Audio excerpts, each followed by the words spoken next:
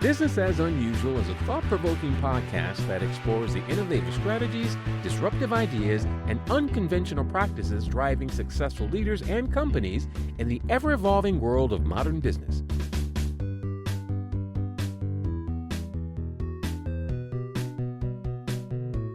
Subscribe, comment, and share for weekly inspiration with our host, Aicila.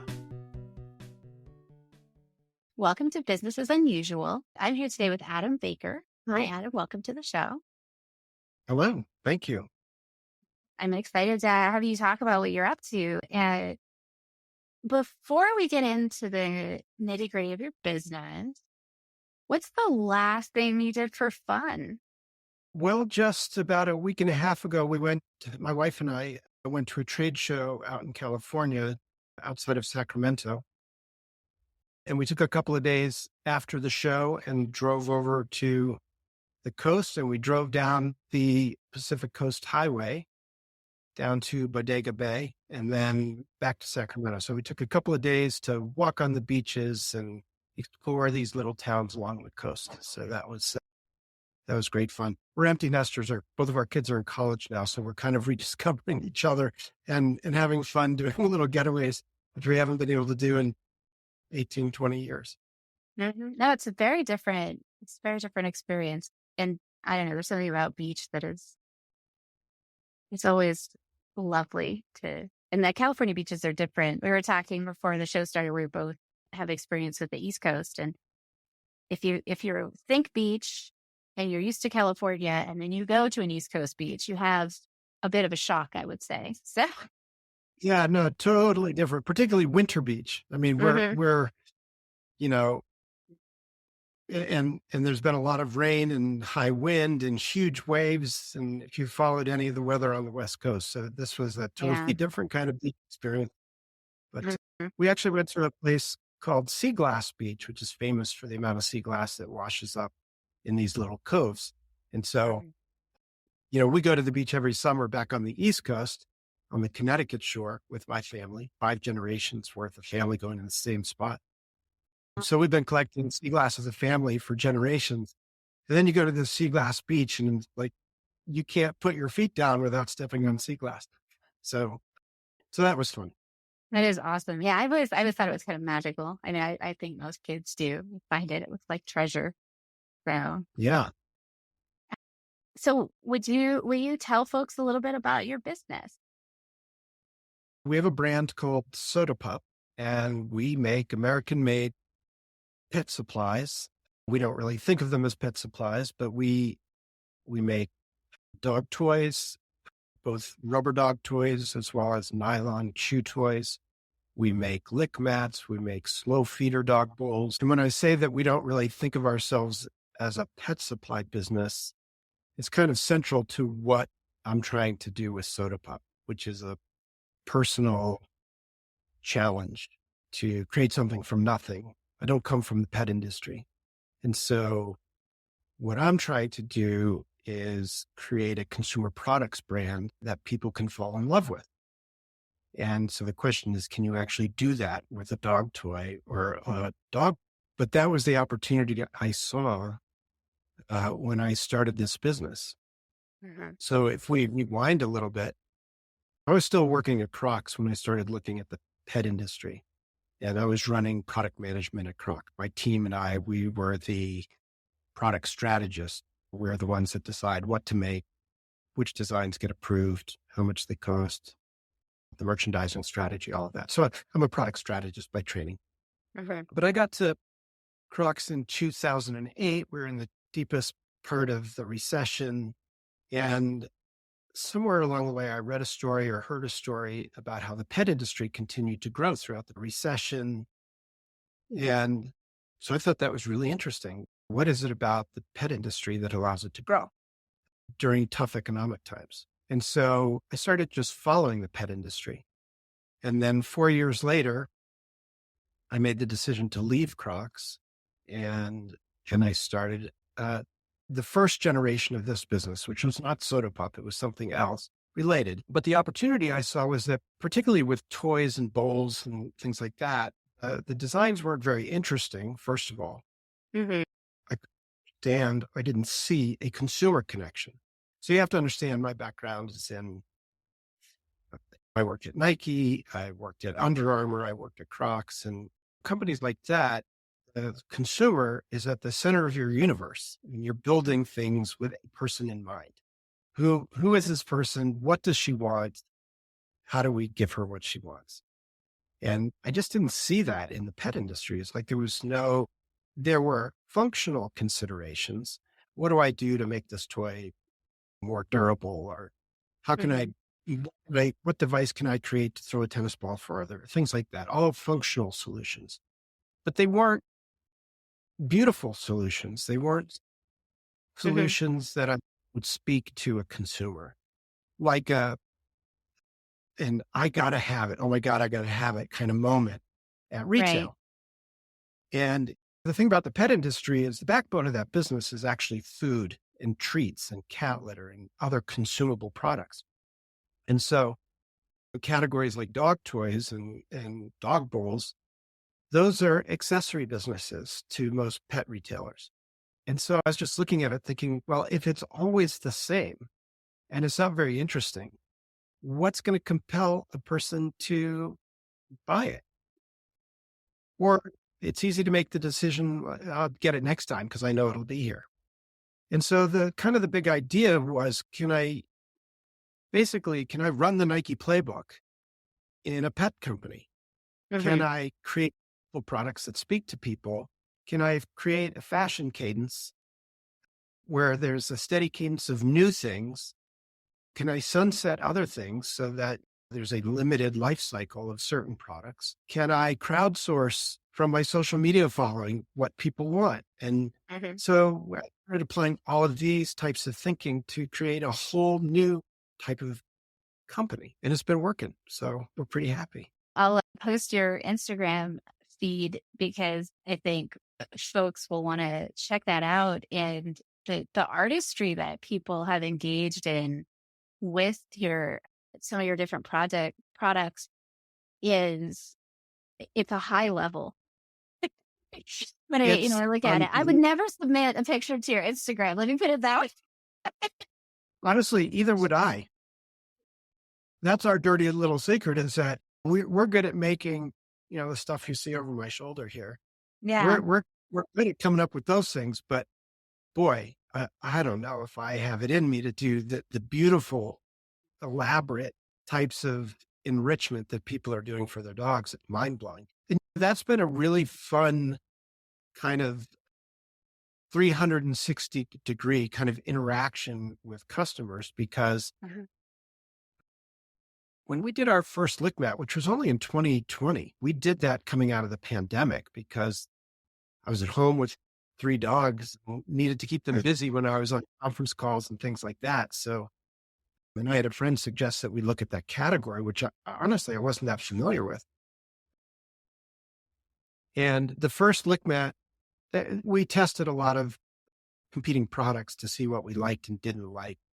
And so when we created the first design, we were trying to solve a lot of the shortcomings that we saw in other products. We wanted something that was more durable, something that would take a dog longer to lick, something that was more beautiful or fun or whimsical or in some way created an emotional response. So it didn't look like it was designed by an engineer. And so the first design we did was our jigsaw design. And it looks like a jigsaw puzzle with one piece missing, of course, because there's always one piece missing when you finish the jigsaw puzzle. So that was kind of the little end joke. But the whole idea that we bring is that it's not enough just to be functional. A product can be both functional and beautiful. And this actually goes back in my career. When I was at Nike, and I was there a long time ago, it was like 20 years ago, 1993 to 2003. And they were just getting into the women's apparel business. And even the footwear was kind of a shrink it and pink it mentality. They weren't using a women's last for footwear and kind of the same philosophy was being used on the apparel side of the business. And the women's apparel division was being run by men. And they were afraid that if things became too feminine, too frilly, too beautiful, that Nike wouldn't be viewed as a performance brand. And then Lululemon came along and Mm. started doing all of those things. And it had a pretty dramatic impact on the Nike business because women were voting for things that were more beautiful and, by the way, functional.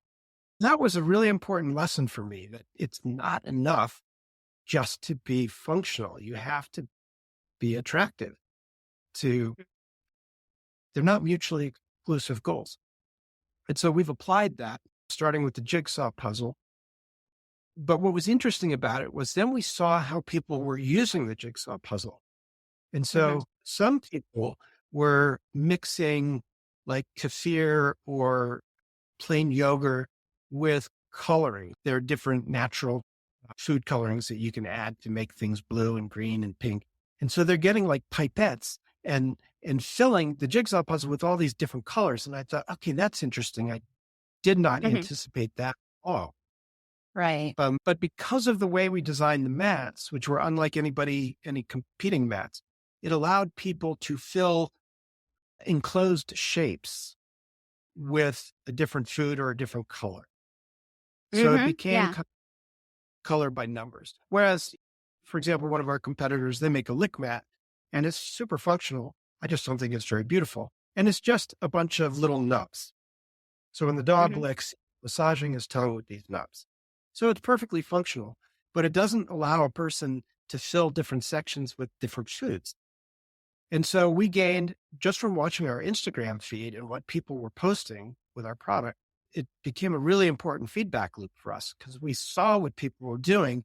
And then we leaned into that idea and we started designing other things that would allow people color. And then we applied that logic to slow feeder bowls and to other products that we make.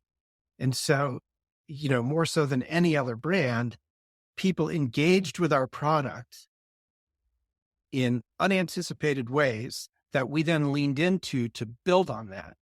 Mhm. And what that's enabled is for our social media to kind of explode Yeah. because we're enabling people to do things that they can't do with other brands' products, Mhm. if that makes sense. That's why I say it's a really great 360 because we're we're inspired to make beautiful products, and then we see how people engage with the beautiful product, and then we learn from that, and then that informs the next things that we'll do. And so we continue to refine our point of view over time as we learn from our customers. And so it's kind of taken on a life of its own. And from a marketing standpoint, it's a marketer's dream to have this type of consumer engagement. And then going back my earlier comment where I said my goal was to see if we could build a pet supply brand that people could fall in love with. Yeah. And most research shows that the vast majority of consumers out there can't name dog toy brand. Right. They can't name. So there's really no loyalty because Mhm. they can't even name the products that they're buying. But what we're doing is people have come to anticipate and expect from us a certain type of product, and they ask for us by name and they search for us by name on Google. And so largely I started this as kind of an intellectual or an academic exercise. I've been fortunate in my career. I was able to retire early, but I had young kids at home and I wanted them to know what an honest day's work looked like. And so I thought, well, okay, can I create magic? Can I create something from nothing? And by applying all the principles I've learned in my previous career, can I apply those to the pet industry to do something new in order to differentiate us from all the usual suspects in the pet industry? Mhm. All kind of the legacy brands that have been around for 30, 40 years. And it's the pet industry has really accelerated because during the pandemic, everybody got a dog. The business really boomed during the pandemic and it attracted a lot of private equity money, a lot of investment, a lot of consolidation, hyper competitive market. But I would venture to say that, most products, most brands don't have the same product development point of view that we do. Mhm. It's allowed us Um, to flourish. Yeah, it sounds like Yeah. one of the trends that I'm seeing in a general sense is because things have become, to a certain extent, so impersonal those places where people feel a sense of like engagement and connection, and you actually are having a relationship with your consumer, that personalization, I think, is very much desired. There's certainly a large and growing digital community of dog lovers, and specifically, we've leaned into a narrow segment. We focus a lot on enrichment products.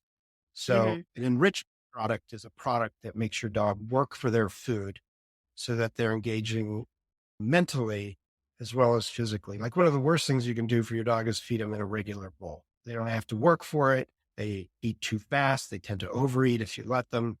And so by using enrichment products like a slow feeder bowl, like a lick mat, then you're forcing your dog to slow down, first of all, which is better for gut health. And then you're forcing them to use their brains to get the food, which overall it gives them more happiness because they're not Yeah. bored. The other interesting thing about social media is that we primarily post user generated content.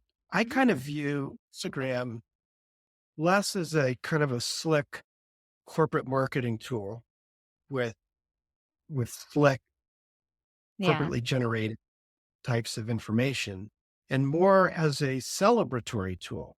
We Mm. want to highlight people around the world that are doing amazing things with our products. And if we can drive traffic to them, well, then that's great. Everybody benefits. We're showing the world what other people are doing with our products. We're celebrating them. We're driving traffic back to them. And that way, we're trying to build our own community by not being corporate. I mean, we're not corporate. We're a tiny organization. We have like 10 people, and Yeah. most of them are warehouse staff filling orders. That's awesome. Well, so let me just rewind. We've had a fair amount of momentum. And so there are a lot of people that want to give us money, people that want to buy a piece of the business and give us cash to fuel our growth. And that's one way to go. And many businesses do that. But, we've chosen not to do that. I would much rather grow at an organic rate that is sustainable, that allows us to keep control. So we're Yeah. not back in the corporate environment where I'm reporting to the people that have given me their money, and it changes the whole vibe, I think, Hmm. when you do that. And so, and ultimately it's not about the money. I mean, I hope that we can make money at it, and we've been profitable. For me, like I said, this started as an academic exercise. It Right. was, can I do it? And so the real gratification for me is figuring out how to do it. Mm. And we've made some wrong turns and unfortunately thrown away some money on projects that didn't work out. But we're also super aggressive. We tried a lot of things. And the Hmm. nice thing about being a small privately owned business is that we can take risks that, larger, slower moving organizations with different ownership structures, other companies just can't be as aggressive, or they can't be as risky. It's a liberating experience compared to my corporate days. Yeah. You talked about this a little bit, but what would you say success is to you in this business? Is it sort of creating that engaged community, or is it more amorphous than that? Do you have a sense of what you would define success for yourself as in this endeavor? Money is it's the result, but it's not necessarily, or how to say this, it's not the goal in and of itself, right? The goal is to do the right things to get people to love your brand and your products. So, success for me is having people that not just love our products, but they love our brand. So it's not just that they like this widget or that widget. They love what we stand for, and Right. they like the totality of what we're doing.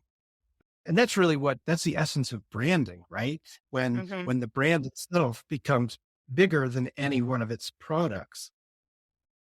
And that's when you start to build loyalty. And that's when they stop Googling for dog toys and they start Googling for soda pop, and they know that they'll find dog toys. And Right. so, and we're watching that happen. Success is having a brand that people love and feel allegiance to. That's success. And by the way, if you're successful at that, then the money will come. The trick is figuring out how to do all that while staying profitable. Yeah. Because if you're not going to take anybody's money, and you want to launch a bunch of new products, all of which are expensive to develop, particularly in the US, which all of our products are made in the USA, then it's a real fine balancing act. The good news is that I don't have really a board to answer to. Yeah. So it's, for me, it's not about maximizing profit right now. What it's about now is being profitable and reinvesting everything into new products to continue to drive brand loyalty. So which, by the way, I mentioned the Nike playbook. I mean, that is the Nike playbook, right? They make super cool products, they put it on athletes, and then they create, it's a classic, from a marketing perspective, it's a classic pull strategy. Rather than pushing their products into distribution through discounting, what they're doing is they're creating cool products, putting it on athletes, which creates demand directly with consumers. And then retailers are asking for your product because consumers want it. And then, so you're pulling it through the channel, not pushing it through the channel. And that's what we do. I mean, I don't do any Facebook advertising. I don't do Instagram advertising. You'll never see discounting on our website. We don't discount. And we make a beautiful product. It's well made. It's made in the USA. It's FDA compliant. It's a great product and it's worth it at full price. And then we use all of these followers on social media to generate brand awareness. And then we got a lot of people going into retailers saying, hey, can I get Soda Pop here? And so I don't even have a sales force, which is really the crazy thing. No sales force. And so we probably sell to thousands of retailers in 48 countries. Wow. So, yeah, and we do have distributors, and distributors have sales forces, but that's not how we originally grew the business. Once you hit critical mass, then the distributors start showing an interest in you. And but you've got to hit critical mass before anyone's going to be interested in you from a distribution perspective. So 2 questions. One, what's critical mass is there like a formula, or is it just enough people asking? And 2, can you talk a little bit more about the American made process? Yeah. So a critical mass is more a feeling than it is a formula. And the feeling feels like distributors are calling you saying, hey, we want to distribute your product. So you've become, at some point you start getting on people's radar because everybody's talking about you, or you keep showing up in the trade magazines. One of the benefits, I'm kind of bouncing around here a little bit, but I view new product development, which is expensive because we do all injection molded products, right? So everything involves cutting a steel mold, which is very expensive. So there's a big risk to launch a new product. And most of our competitors don't introduce that much new product. So it's kind of the same old, same old. What we do is we introduce a lot of new product. But for me, that is a marketing story, because when you introduce new products, then you can send out a press release to the trade, and then they're going to put a blurb in the next edition of their magazine. And then if you do it often enough, they're going to interview you and do a feature story on Soda Pop. And then you get invited on podcasts. And when you're creating energy around your brand, which we do through new product, then everyone wants to come and talk to you about it. And so it is marketing.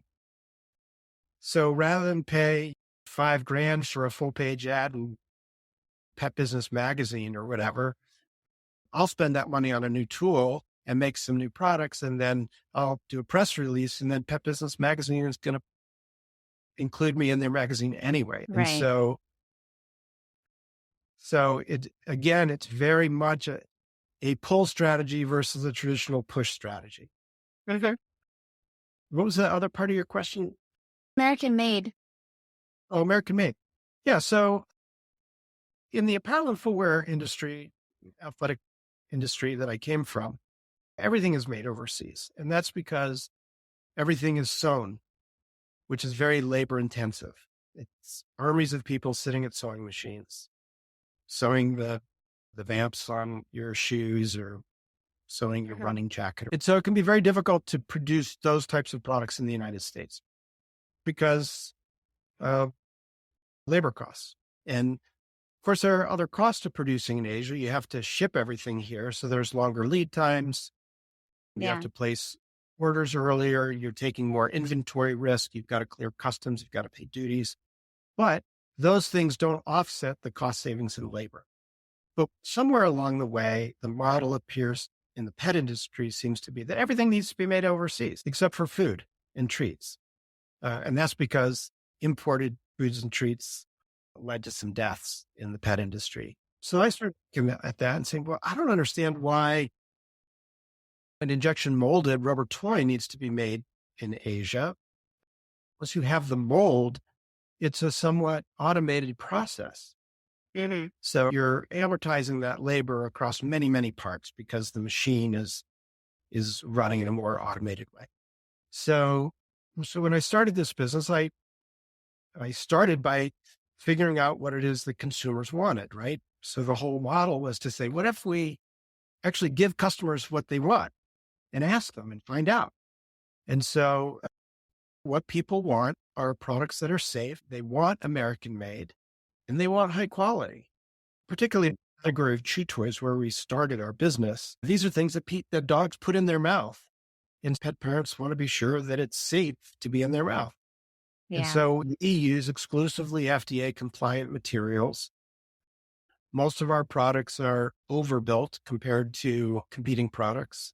So they're more durable, less choking hazard, less opportunity for Yeah. destruction, things like that. And honestly, I just think it's the right thing to do. During the pandemic, we had no disruption to our business. We were still able to get product. And so it just kind of reaffirmed the decisions I made early on in the business, because that's American made is a pillar of our brand. It's not just something we do when we can. It's the only thing we do. There's other brands out there that I won't name that they really promote that this product is made in the USA or whatever, but they're not doing it across the board. In fact, most of their products are not made in the USA. So to boast about a handful of SKUs being made in the USA when 95% of your stuff is made in Asia, it's disingenuous. For us, everything's made in the US. So, because I think it's the right thing to do, and we have figured out a way to do it. I think that's great. And so I wanted to ask more about it because it is unusual and there's a lot we could get into around it. And I think we got too overbalanced. I think a little bit of back and forth is great, but it seemed like everything was exported to the point, or imported, excuse me, to the point where we didn't have a manufacturing base really. We have a lot of empty manufacturing production facilities in the Midwest that I Right. think they're finally realizing that we need to do something about that. Yeah. I mean, it's a difficult conversation because I actually believe that we live in a global economy, and the more Mhm. that we are tied to other nations economically, the less likely there's going to be conflict because we rely on each other. Yeah. So I certainly understand the arguments for forcing in other countries, and I don't disagree with it. And there may come a time when my European business is so big that it makes sense to produce some of those things on the European continent Hmm. because transportation costs are so huge. So there are strong arguments for a global economy. On the other hand, as you said, we became very unbalanced. And like I said, it felt to me in the pet industry that the default position was we need to make it overseas. And I just don't Yeah. agree with that underlying premise. I think some things need to be made overseas. Or I believe that some things are very difficult to make in the US. A plush toy, for example, little Mhm. stuffed animal of your dog. That's hard to make in the US and being competitive with Mhm. overseas manufacturing. That's a tough Yeah. category. But so the things that we make, I mean, it's not a surprise because American manufacturing is a pillar for us, like a non-negotiable.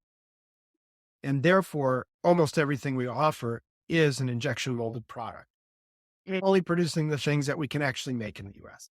So I've made a decision not to extend into categories that I can't produce in the US. So Mhm. for instance, if I introduce plush toys, I think I could do a great plush toy business. We could make really fun designs. I think we could be really successful at that, except that I don't want to produce overseas. So, Right. so I've chosen not to get into that category. Hmm. I think that's a good lesson too. I feel like that honing in on what like your values or your commitments are in terms of your business, it also, I think, contributes to the ability to create that brand that you're talking about because there's a sense of personality to it. And once again, something for people to connect to. And it also, there's so many things. You have to find ways to limit and focus what you're up to. Well, and the other thing is that, I mean, there's a difference between producing a thing versus producing a brand. Essentially, a brand is a personality. A brand is, it's not an object. It's a set of values that you stand for. And so when you're building a brand, you have to understand who it is you want to be, what you want your brand to be. And then that it becomes your North Star. It starts to inform all the other decisions that you make. And again, I think that at least in the beginning, it's changing in the pet industry. But in the beginning, I didn't think there was a lot of that type of thinking. Yeah. As I said, there's big influx of people coming from other industries, coming from branded consumer products backgrounds. And so that's definitely changing. A brand is a set of values.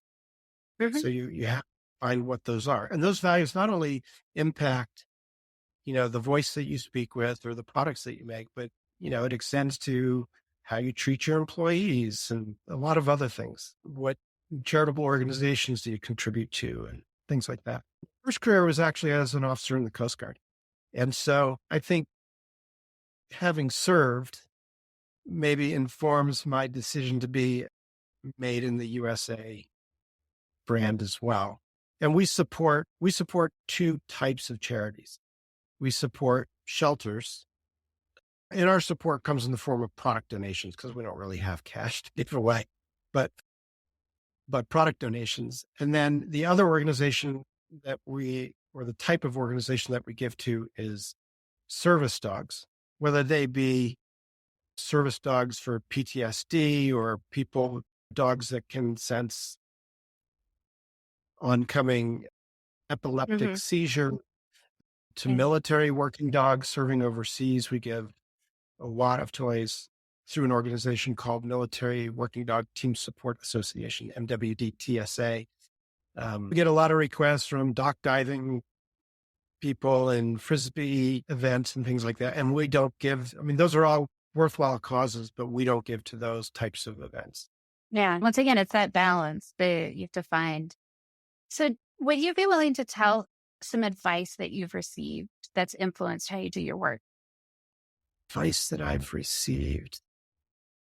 Well, there are some kind of cliche things, which maybe they're cliches, but they're very true. Like do what you love. I'll tell you that my experience has been, I've had a wonderful career. I worked for some amazing organizations. I had incredible teammates, and I have a lot of gratitude for the opportunities that I've had, but I've never had more fun than I'm having right now. And some of that is about when you work in a large company, as I worked in large organizations, your scope of responsibility is kind of a slice, right? You stay in your lane, and then where one function bumps up against another function, there's a lot of communication and teamwork and collaboration, but everything's a negotiation, right? And so you get to do this sliver of the business and you get really good at that. But when you have your own business, it forces you to be a generalist, and it gives you the opportunity, that's one way to look at it, gives you the opportunity, or it forces you to do other things that you have less experience in and less expertise. You have to know what your own capabilities are, what your limitations are, and find people that can fill in the blanks for you.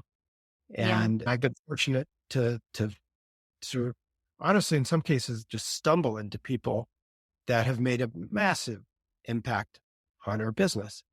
I've really enjoyed the broader scope of this work, the fact that I get to be involved in many, many different aspects of the business, all aspects of the business, honestly. And it's true. I mean, I procrastinate on the things that I don't want to do, and I spend a lot of time on the things that I love, and I have to force Mhm. myself not to do that at times. But I was fortunate to have this other career beforehand, so I at least understand what I'm supposed to be spending my time on, make the whole business go. But I will also say that it's not easy. I mean, I've been at this 10 years, and Yeah. I wouldn't say that I have worked any less. And I worked a lot in my corporate life. When you're in an executive role or a leadership role, there really are no boundaries. Yeah. Take it from me. You work in a global business, you're doing conference calls at 11 o'clock at night, you're doing leadership meetings at 5 in the morning, you're putting out fires whenever they're coming up. There's no boundaries when you're in those types of roles in a big organization. Yeah. But you kind of know that when you take the job. And that is certainly true in this business as well. But it just feels so different. I Yeah. don't feel put out by it when it's my business. When you work for someone else, you can tend to kind of resent all the extracurricular stuff involved in the job. But when it's your own business, it just never feels that way. I mean, honestly, and this isn't exaggerating, I don't think I remember a day when I woke up with a pit in my stomach about working Mhm. on this bit. And there were a lot of days when I had that in other jobs. But here, it's just totally different. But, I work a lot. Mhm. I mean, I do too. And I like to work. I feel like I want that for people. I want people to have the ability to do things that they feel like they're learning or growing or that they're competent at or that they believe in and feel that sense of challenge and fulfillment that I think a lot of people do want based on, purely anecdotal experiential stuff. Like I've done any studies or anything like that, but a lot of people really get fulfilled by that, by finding also where their zone of effectiveness is. And you see that with kids, but also with adults where they suddenly realize like, oh, I have this ability. I can contribute.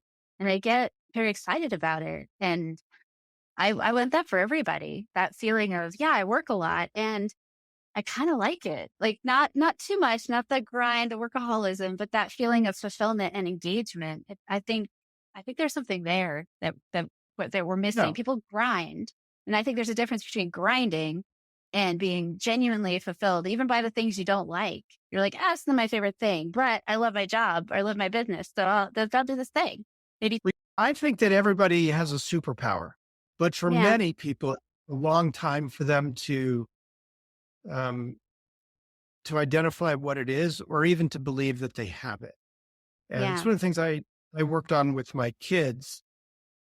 And just like all of us, we all have strengths and weaknesses. And I tried to point out to them at certain points in their life, I was like, okay, that right there, like that is like you in a nutshell. This is kind of your superpower, the way that I see it. You're really good at this. You really love it. Like that's something just to tuck in the back of your brain to know that you have a superpower.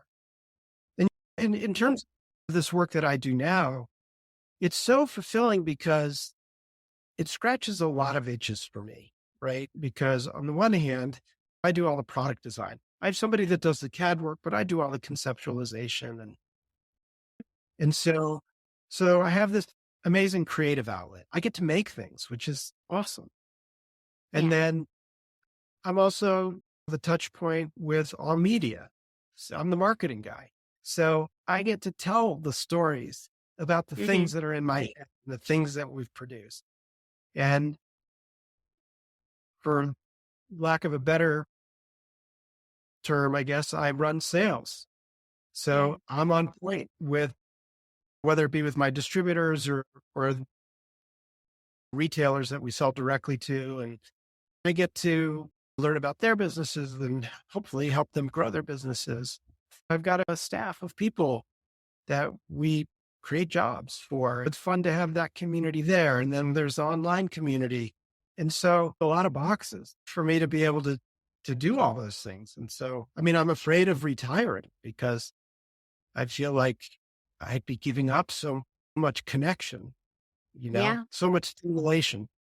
You gotta keep using your brain, I think, or you've got to keep those muscles moving. So finding something like this where you can, I think as the business allows, as we continue to grow, the key will be being able to hire more people to just take more off my plates. So it's always there. So I don't have a staff yet where I can just hand this all off and say, see you in a week. yeah.